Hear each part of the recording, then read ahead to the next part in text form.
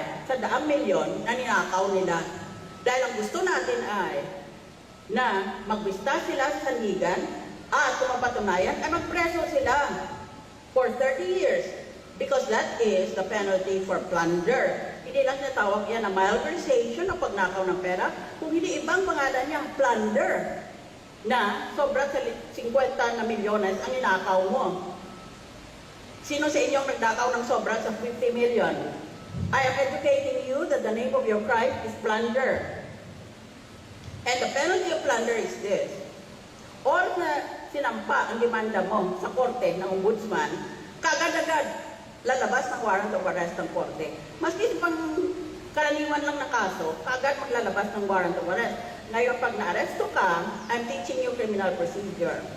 Pag na-aresto ka, pumunta ka doon sa korte. Sabihin mo, magpapiyansa ho ako. At makita ka ng titulo mo na ipapiyansa mo, o kaya bumili ka ng bail bond mo sa bail bond company, kaya nakapiyansa ka.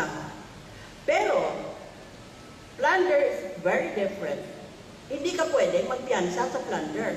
Kaya, pag nagpakita ka sa korte, kaagad ka dadalihin sa kulungan. You become what is called a detention prisoner. Ganon kabigat ang pagtingin ng batas sa plunder na hindi ka pa nabista, hindi ka pa na